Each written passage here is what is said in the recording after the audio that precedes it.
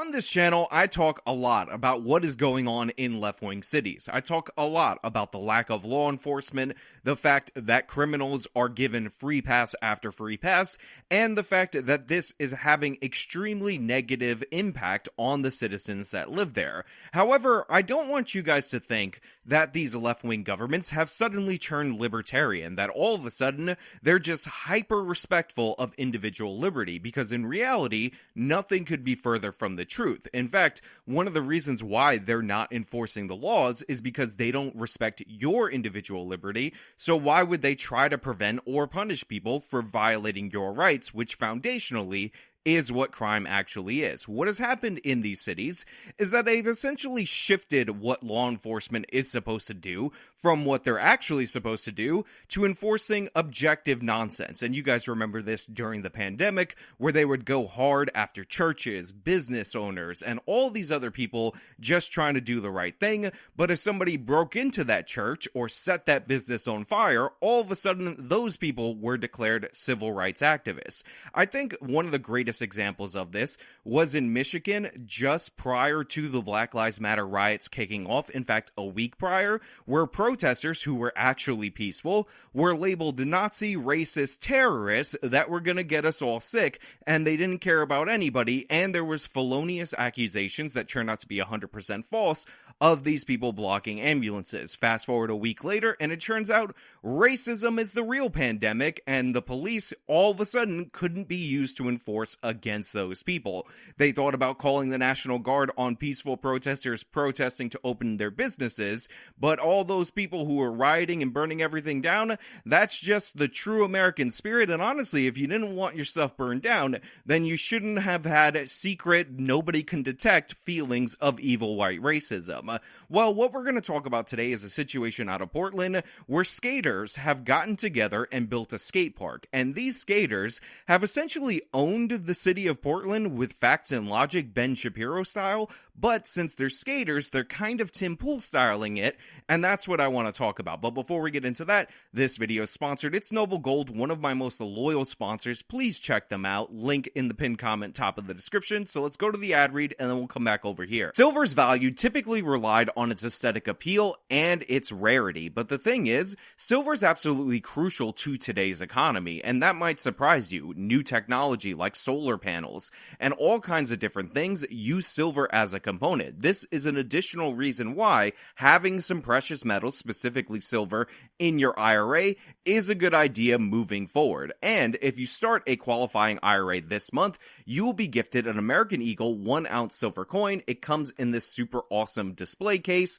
It is a great memento, and it helps you realize that you're holding something real for retirement in the future. So go over to noblegoldinvestments.com or call them at 877-646-5347. Talk to an expert. That's noblegoldinvestments.com, noblegoldinvestments.com.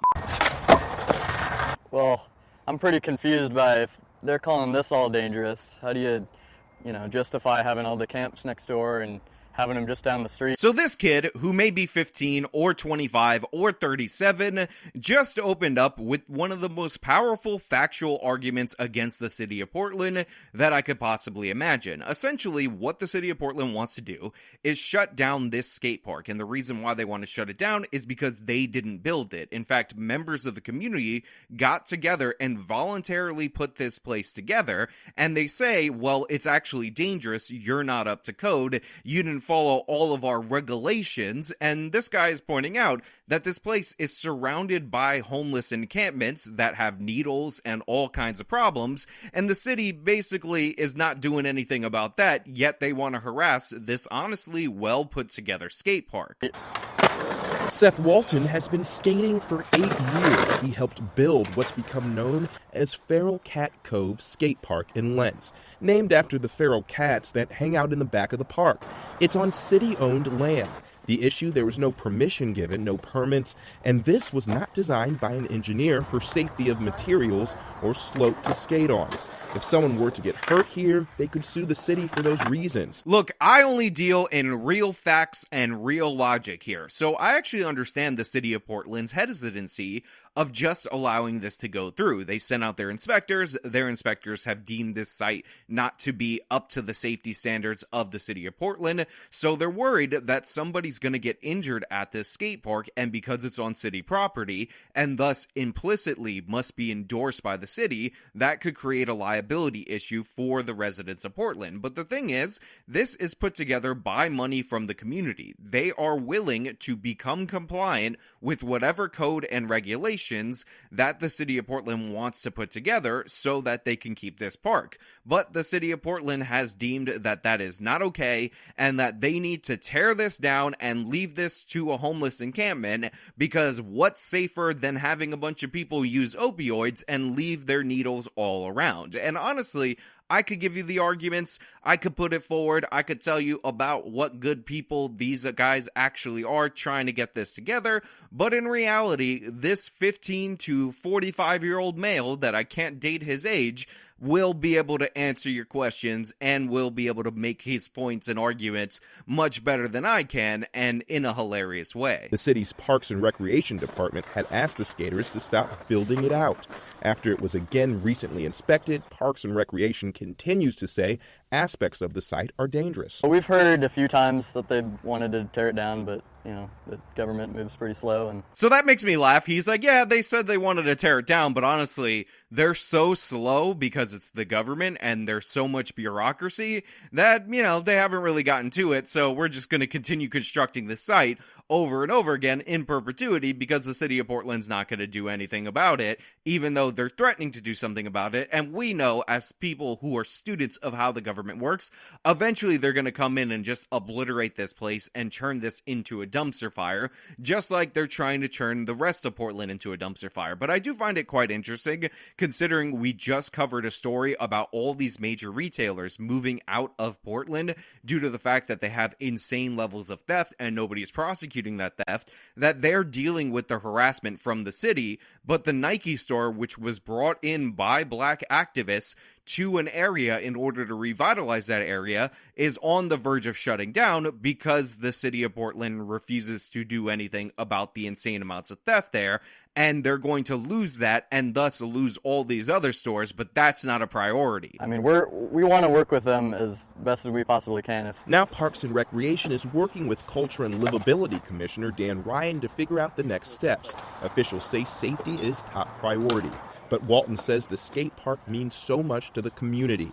It keeps kids out of trouble by giving them a place to hang out and be outside, and provides a space for creativity and exercise. Now, I also find it interesting that they have a very professional sign which lists out the rules of this thing, and none of that comes from the city. That's just a warning that they put up there. But you can see, as you're looking through, that there are points where this place looks dangerous. However, I do want to counter the city's assertion that this was just put together haphazardly with some information that they are not really too keen on, which is, although this isn't built by an engineer, it's actually been built by professional carpenters. A lot of the skaters who helped create its ramps are professional carpenters. And if they can give us a list of things we need to fix, I know right now we need to move all of our dirt, all of our stored materials, we need to move that to the side. We're going to rally the whole community together, shovels, wheelbarrows, do whatever it takes. Now look, the people behind this park are willing to work with the city. They want to be in compliance. In fact, they know a bunch of things that they have to do before this park is really up and operational. They got a good name, they got the community together, they're paying for it out of their own pocket, and it's quite telling that the city of Portland is just on their case about this, and will likely, in the middle of the night, just tear this place up in order to prove a point, and that point is the community is not allowed to come together for anything, and they don't like the fact that all these skater bros are pointing out all the other problems in Portland, like the fact that they have all these dangerous homeless encampments right nearby, and the city of Portland doesn't seem to have an issue with it. Now, we've talked about on this channel multiple different times about how the Ninth Circuit Court, which covers that area of the country, has declared a natural, constitutional, God-given right for homeless people to camp out in public because, they have to have more rights than the average citizen. So what they should actually do is just throw up a tent here and there, and then this will become a homeless encampment, and then the city of Portland will have absolutely nothing to do with anything. They'll be like, oh no, people are living here and trashing the place. That's what we really need, rather than trying to build something. Mark Bartholomew has been skating for over 20 years. He says the entire park was funded by the skaters, and it's brought nothing but positivity to the neighborhood. Look at how beautiful this looks.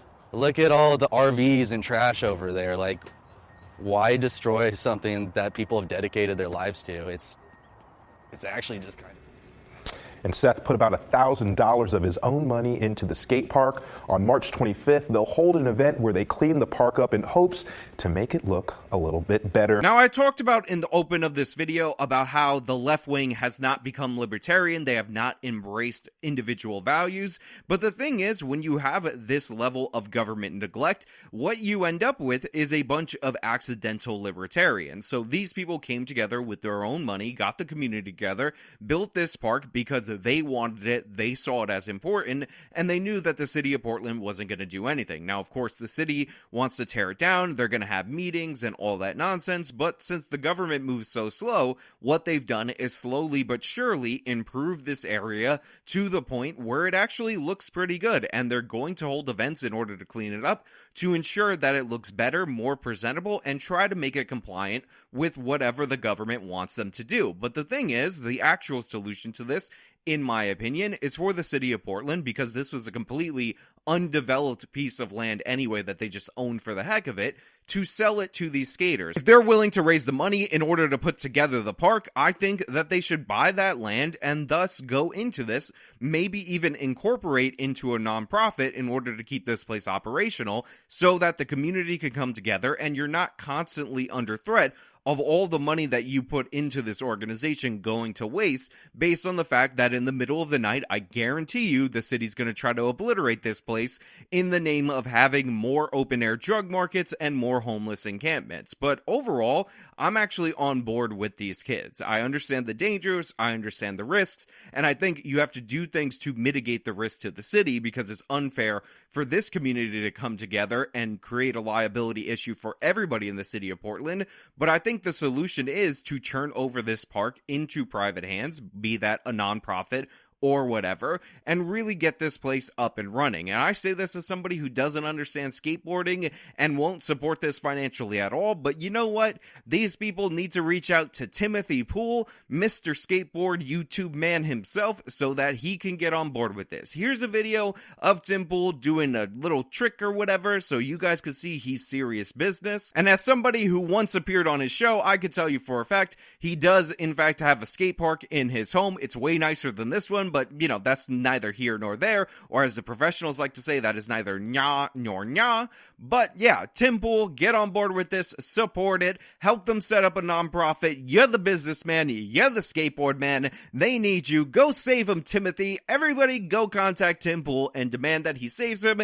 And yes, I am mentioning his name a bunch of times so that I could throw him in the thumbnail of this video so that people will click on it, because statistically, when I talk about Tim Poole, most of you end up clicking the video that wouldn't ordinarily do it. But yeah, those are just my thoughts on this whole situation. I am actually well inspired by this community coming together and putting this together while simultaneously understanding the city of Portland's position. But also, I think it's kind of ridiculous that they don't enforce all these other laws, but all of a sudden they're going to crack down on this one thing that the community is putting together. It's only when it seems like it's affecting the city of Portland, the government of Portland specifically, then they have an issue. But when there's homeless people and people using drugs and needles strewn all about and Antifa rioters destroying different aspects of the city, that seems to be totally fine with them. But hey, those are just my thoughts. Let me know your thoughts down in the comments below. If you liked the video, show them by leaving a like, subscribe for more content, follow me on all my social media, support me via the support links